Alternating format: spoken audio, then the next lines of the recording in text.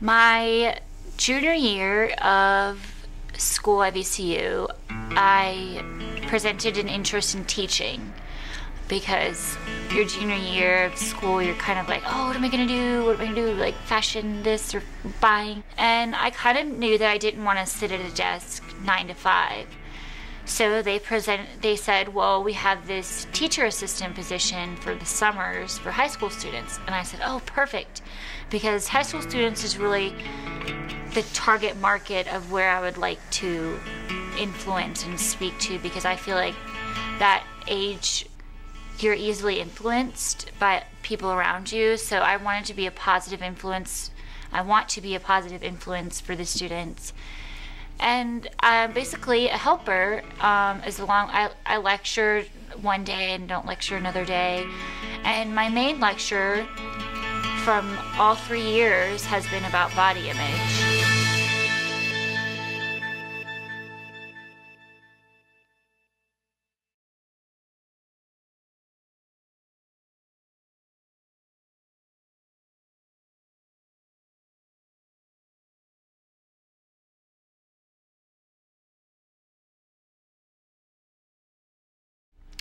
The first day of class, I wore a long sleeve shirt, and I wore not the hooks, but I wore the hands on.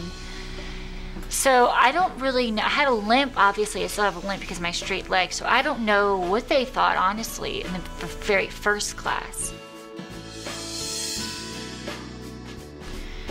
The second class was the body image lecture. So the second class, I wore no arms.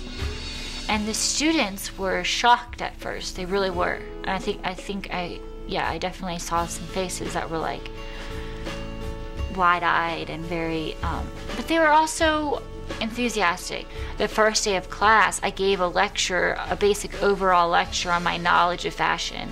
So I think at first, which was my goal, is for them to see me as a person and as a person that has an education in fashion. And that was what I wanted them to see at first. Yeah, I've seen it. Hip Hop versus America, yeah. Yeah, they had a second one for one. Delicious. Yeah. So the second class, I wanted them to see me as how I am now. And they reacted, not, teenagers are a little more judgmental than, you would think that they're more judgmental than adults, but I think that's quite the opposite. If you do an assignment and you know that you put 100% in that assignment, then you may be criticized for what you did, but as long as you put 100% in it, you don't need someone else's approval to feel good about what your assignment is. I think teenagers are a lot more open-minded when you're in person with them, but adults just like to think that a lot of them just, the kids like to ask what happened. And I like to say what happened to me, because that is the essence of my story, is what I did wrong in my life. I don't think I have bad karma, not in that sense, but I could have taken better care of myself. And I think as the reaction that I got from the students, that they acknowledged the fact that an eating disorder is bad for your system. The real you is magnificent, unique being with enormous potential capacity for experiencing self-love and extending that love to others. As your self-esteem grows, this real you emerges.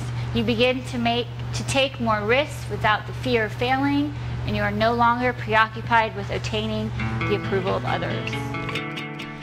Then my second year, I got sick in the middle, so I had to go to the hospital, and all this happened.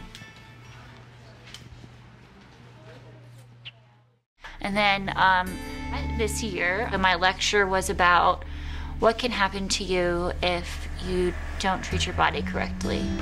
I'm sure I look different to you guys today. I don't know if you noticed yesterday, but I am a quadruple amputee, which means, what does quad mean? You guys know what that means? 4. I graduated in May of 2007 with my arms and my legs, which was just last year. So today I wanted to talk to you guys about body image, because the main reason why this has happened to me is because of my issues with body image. When I was 24, which was the semester before I graduated from VCU, I was diagnosed with Crohn's disease. And what that is a disease that infects your intestines, which is your digestive tract, and it inflames your intestines so much where food cannot pass through. It started when I was 20, and when I was diagnosed at 24, I started taking medication.